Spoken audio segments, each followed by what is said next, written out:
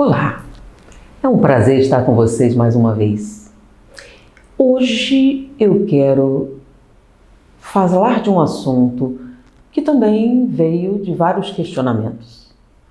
Anete, você fala sobre palavras positivas, palavras de poder e como isso pode melhorar a sua vida?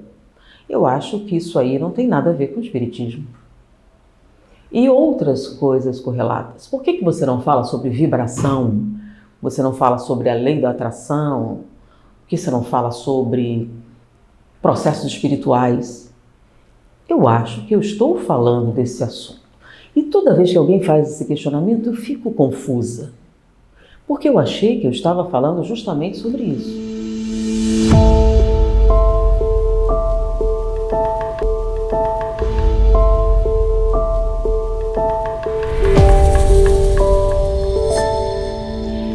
Para explicar a maneira com que eu falo e o conteúdo que eu exploro, as palavras que eu uso, eu vou explicar alguns conceitos básicos. E vou pedir a ajuda de Platão. Platão definiu o conhecimento de uma determinada maneira. E é baseado nesse pensamento que eu construo a minha forma de falar ou de expor as coisas que eu acredito. Então vamos começar falando sobre esse. É o conjunto das crenças. Dentro desse conjunto estão todas as coisas que você acredita. Quando você diz que acredita em alguma coisa, significa que você não pode provar.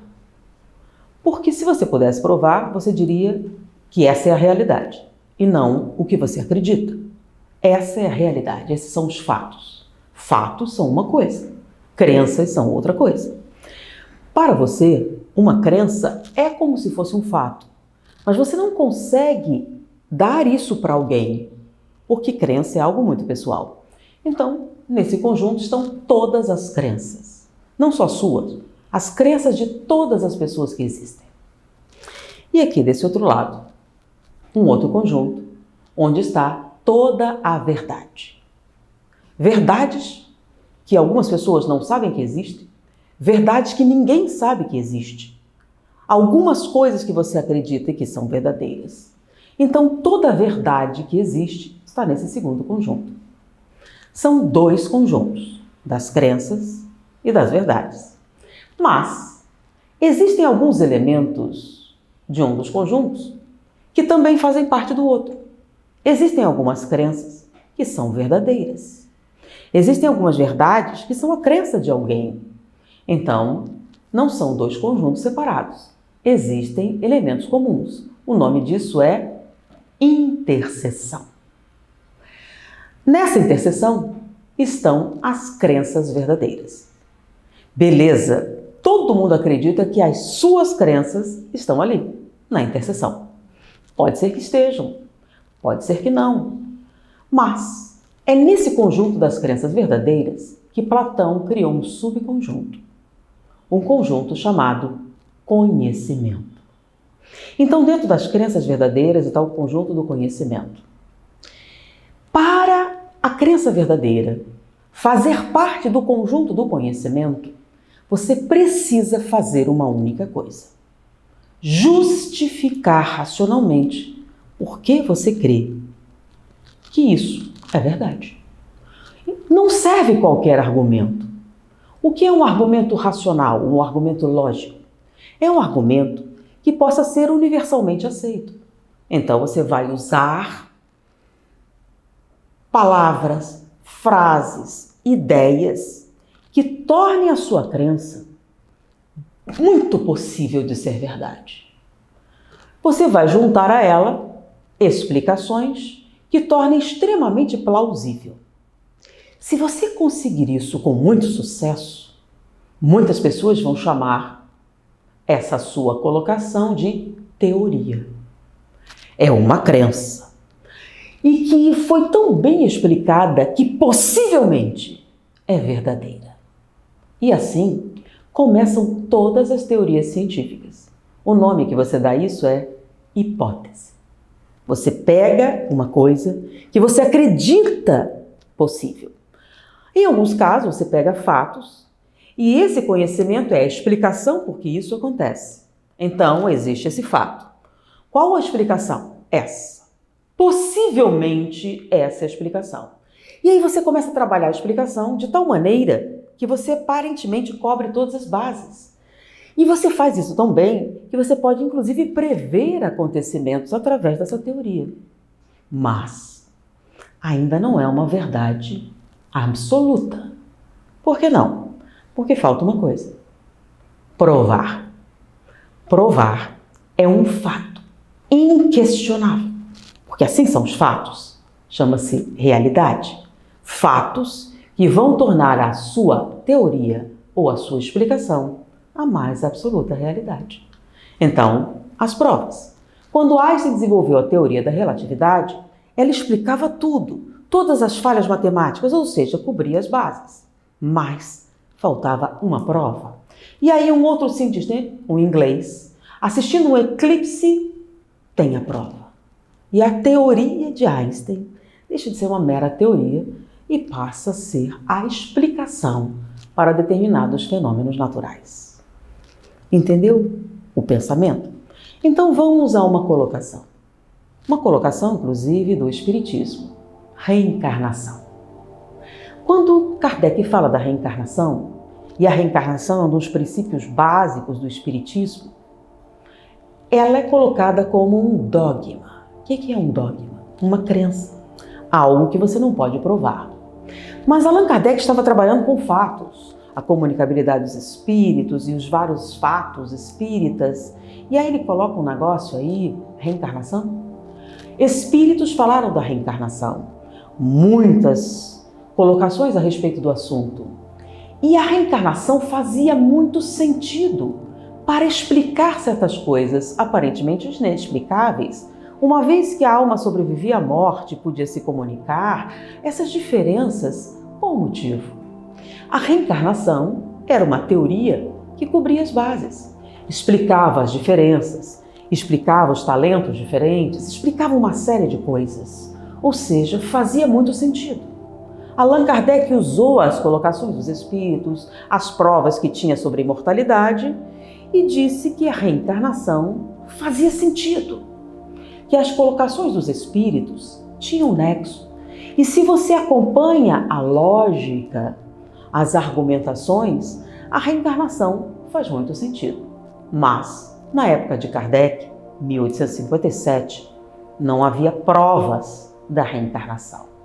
Mesmo bem depois, ainda não haviam provas. Por exemplo, caso Bridey Murphy. Era uma jovem que lembrava de uma vida passada numa aldeia remota da Inglaterra medieval. Ela deu muitos detalhes históricos, coisas interessantes que ela não sabia. Mas alguém poderia dizer que ela conseguiu ou ela imaginou. Por quê?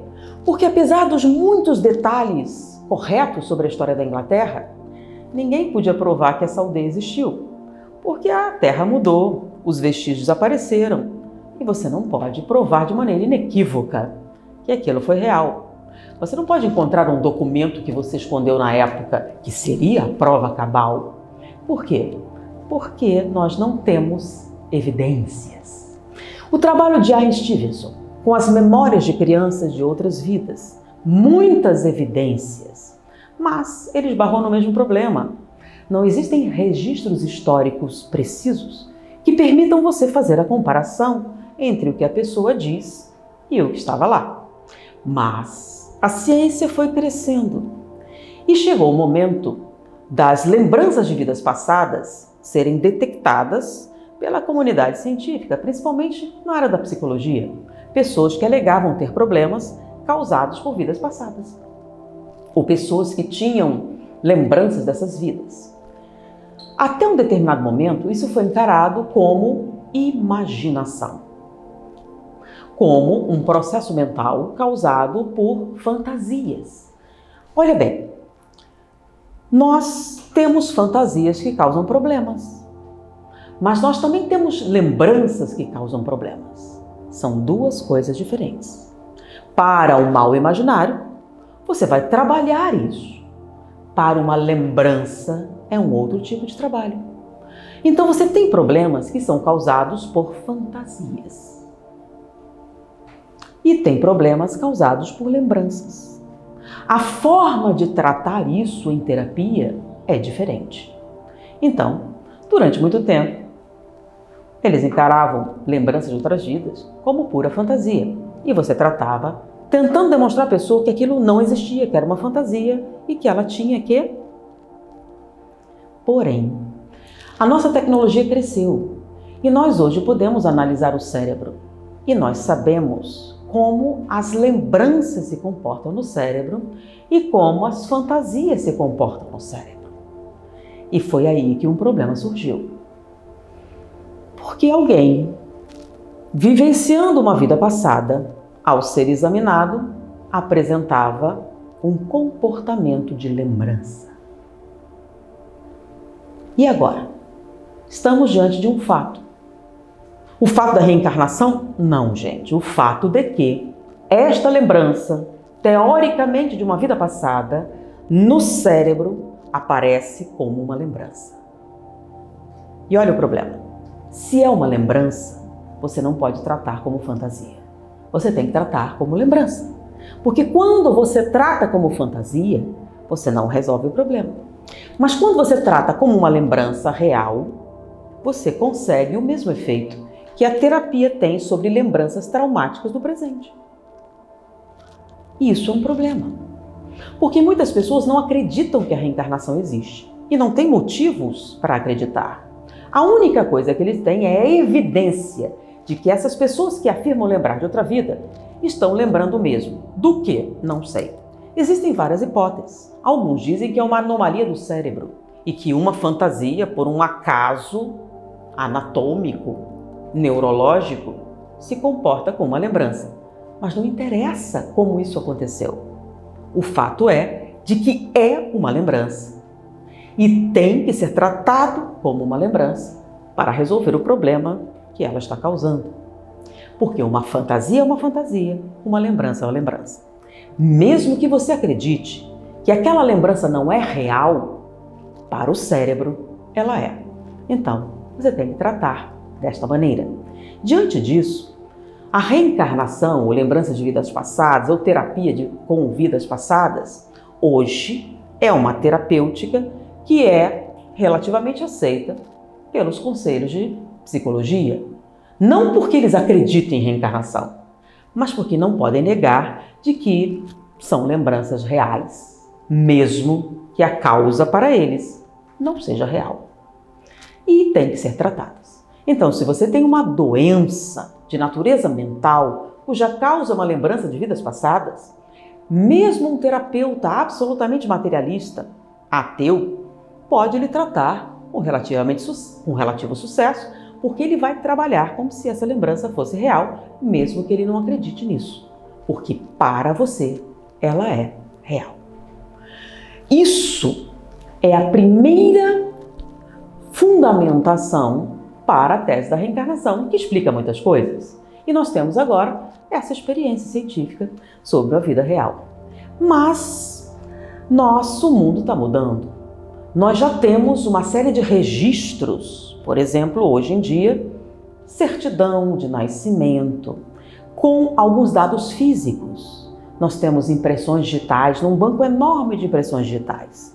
Então, muitas pessoas que morreram têm as suas impressões digitais catalogadas. Diante disso, uma nova pesquisa surgiu. Em alguns casos de crianças que lembram de vidas passadas. Mas não é tão distante assim. E essas vidas têm alguns registros físicos. E eles fizeram um pequeno experimento, que é comparar a impressão digital da criança com a impressão digital daquela personalidade que ela afirmava ser. E por incrível que possa parecer, evidências fortes de que a reencarnação aconteceu. Ou então uma coincidência genética fora do comum que fez com que essa criança tivesse impressões digitais não só similares, com correspondências superiores, tenha nascido. Ou seja, como se o DNA se reproduziu, ele é uma cópia? Parece. Ou, uma explicação melhor para isso, reencarnação talvez seja absolutamente real. Mas eu ainda não posso afirmar da mesma maneira que eu afirmo sobre a luz de Einstein. Então também não é mais o dogma que Allan Kardec colocou, porque muitas evidências foram colocadas e a reencarnação deixa de ser apenas um dogma e passa a ser uma teoria extremamente plausível, uma hipótese de conhecimento que evidências estão se construindo. Então a grafoscopia. O que é grafoscopia? É o estudo das assinaturas. Hoje em dia, se você tem uma falsificação, um documento falsificado, você contrata um perito para avaliar a realidade. E ele lhe dá um laudo e você utiliza como prova para dizer que aquilo é uma fraude.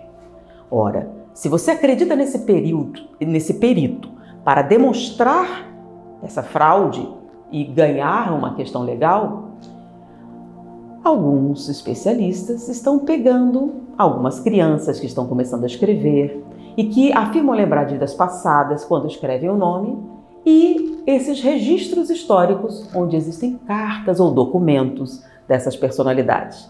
É uma coisa recente, porque, como eu disse, no passado distante nós não temos esses registros. E começaram a comparar a caligrafia. E fortes evidências apontam de que a pessoa que escreveu esse papel, se fosse colocada num tribunal, é a mesma pessoa que escreveu essa carta há 80 anos atrás. A mesma pessoa, só que não são. Uma pessoa morreu e essa nasceu de novo. É de novo memória genética, uma cópia carbono com as mesmas características?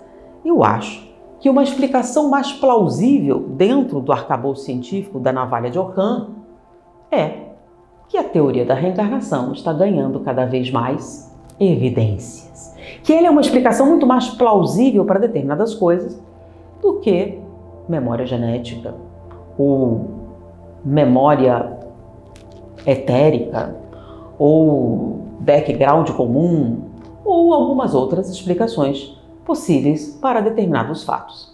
Mas, se você quiser ser rigoroso, você não pode afirmar a reencarnação. Você deve tratá-la como uma teoria. Por que teoria? Muito plausível, lógica, com um raciocínio. Se você, livre de preconceitos, raciocinar a respeito, você vai ver que faz muito sentido.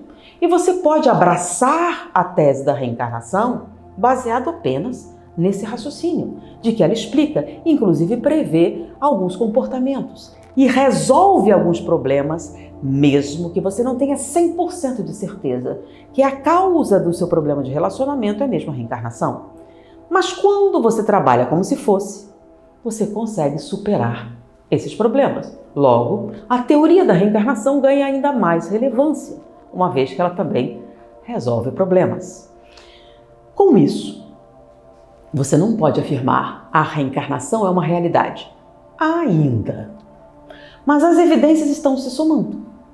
E num futuro não tão distante, quando todas as evidências físicas forem confrontadas com novas reencarnações, e você puder, por exemplo, analisar a certidão de nascimento, o teste do pezinho, as impressões digitais, as impressões faciais e uma série de informações que nós estamos armazenando da nossa vida atual, 100 anos no futuro, se nós voltarmos e lembrarmos, poderemos acessar os documentos e confrontar esses documentos com as suas lembranças e com isso fundamentar a tese da reencarnação.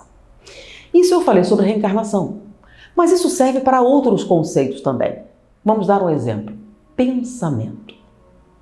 Eletricidade, a gente já sabe o que é. A gente sabe que se comporta como onda e tem a partícula. A gente sabe muita coisa sobre eletricidade. E as leis que regem a eletricidade. Que a eletricidade pode se propagar no espaço. Que outras formas de energia se propagam, podem ser lidas. De maneira que você tem o telefone celular. Uma mensagem pelo ar é captada por um receptor e convertida. Mas peraí, existe a mensagem do celular? Sim, radiodifusão, televisão, existe um monte de coisas que existem na nossa realidade física. E o pensamento? O pensamento só existe dentro da sua cabeça. É um subproduto do seu cérebro, da sua estrutura física. Ou é o que muitas pessoas afirmavam. Mas, quando surge um fenômeno chamado telepatia, e existem muitos fatos demonstrando a existência da telepatia, o que é que realmente está sendo dito? Que o pensamento pode sair da sua cabeça. E uma vez fora de sua cabeça, pode ser captado por outra cabeça. Ou seja, o pensamento existe fora da sua cabeça. Bom, se o pensamento existe fora da sua cabeça, e você está afirmando isso baseado em quê? Olha, é uma teoria baseada no fato da telepatia existir, e nós temos vários indícios da sua existência. Significa que existe a possibilidade de que, se o pensamento existe fora da cabeça, ele é uma onda. Não digo que é uma onda igual à eletricidade ou igual à luz, mas houve épocas em que nós não identificávamos a eletricidade e não identificávamos a luz. Então, o pensamento fora da cabeça é uma hipótese plausível, que nos permite elaborar uma teoria de que a mente não está restrita aos limites do corpo. E trabalhando isso, nós podemos desenvolver esse pensamento cada vez mais usando evidências científicas. Mas eu não posso afirmar como uma realidade absoluta a questão da vibração das mentes, da interferência. Existem fatos sugestivos de que essa é a realidade. Existe a questão do pensamento, existem várias evidências. Mas se eu quero que o conteúdo disso, que nossa mente interfere na realidade, possa ser utilizada para melhorar a vida das pessoas, eu que acredito que a mente sim age sobre a matéria, mesmo fora de nós, tenho que usar um vocabulário e usar evidências que qualquer pessoa possa utilizar. Porque mesmo que ela não acredite na evidência da mente fora da matéria, ela também irá se beneficiar das consequências de saber que a mente afeta a realidade. Então, eu vou usar coisas absolutamente comprovadas que demonstram que a mente interfere na realidade. Vamos começar pela sua. Se a mente é um produto do cérebro, ela produz uma química, e essa química age nas células, e as células respondem a ela. Não há uma discussão sobre esse assunto. É um fato científico. Então, é uma realidade de que sua mente interfere no funcionamento orgânico. O seu corpo é definido e o seu comportamento em vários níveis, imunidade, respostas biológicas, mesmo doenças, ao conteúdo da sua mente. Eu não posso provar ainda que o conteúdo da sua mente pode interferir no corpo de outra pessoa. Existem evidências, mas eu posso afirmar que o seu pensamento é tão poderoso que ele pode definir absolutamente a sua realidade. E que mudando esse pensamento, seu corpo fica diferente. Mas se a gente extravasar isso, de que seu corpo convive com outros corpos e que se comunica com eles através de vários níveis. Vai falar da vibração agora? Ainda não. Mas vou falar de uma outra coisa interessante. Quando você tem uma determinada química, você produz nas suas glândulas substâncias. E essas substâncias são responsáveis por uma coisa que você não presta muita atenção, chamada odor. Cheiro. O cheiro vem de partículas físicas. Você pode não perceber com detalhes, mas existe uma coisa chamada feromônios. Feromônios são substâncias físicas e essas substâncias físicas são produzidas por você. Você já deve ter ouvido falar sobre o odor do medo e que alguns animais captam isso. Verdade. E foi demonstrado que nós produzimos algumas moléculas que se propagam pelo ar e que carregam essa emoção para aqueles que são capazes de captar. Nós somos capazes de captar muita coisa sobre o odor e os feromônios também agem sobre o nosso organismo, mesmo que você não tenha consciência disso. Então, por exemplo, a fertilidade feminina produz um feromônio característico que produz uma resposta masculina. E assim uma série de outras substâncias nós produzimos e temos reações que muitas pessoas não percebem, ou seja, inconscientes, que são causadas pelos feromônios. Mas os feromônios são produzidos pela sua mente. Sua mente vem do conteúdo dos seus pensamentos, então seus pensamentos podem sim interferir na resposta de outras pessoas. Mesmo que eu não tenha falado sobre vibração espiritual ou coisa parecida, uma pessoa que raciocine e que acompanhe essa argumentação pode chegar à conclusão que faz sentido sim, e que talvez eu tenha que policiar os meus pensamentos, porque eles podem sim mudar não só a minha realidade, mas a realidade ao meu redor, que podem criar oportunidades ou dificuldades para a minha vida, no momento em que, quando eu vibro sucesso, quando eu vibro coragem, quando eu vibro determinação, quando as pessoas sentem isso. Você pode afirmar que tem várias maneiras de sentir, pela sua postura, pela linguagem inconsciente, pelos feromônios ou pelos pensamentos que se propagam. Mas eu estou reunindo evidências, muitas evidências, que dizem que os pensamentos, sim, são responsáveis por nossas relações em vários níveis. Então, a forma com que eu escolhi falar acompanha essa colocação de Platão sobre o conhecimento. Produzir o conhecimento numa velocidade, numa forma que as pessoas possam aceitar. Minhas crenças pessoais me levam ao espiritismo. Eu acho que faz muito sentido, mas eu não posso, em sã consciência, afirmar para todas as pessoas a mais absoluta verdade. Mas posso afirmar que evidências cada vez mais fortes têm corroborado para que as minhas crenças se tornem mais profundas, mais sinceras e mais racionais. E tem uma máxima espírita que eu gosto muito: fé verdadeira é aquela capaz de enfrentar a razão face a face em todas as épocas da humanidade. Muita paz.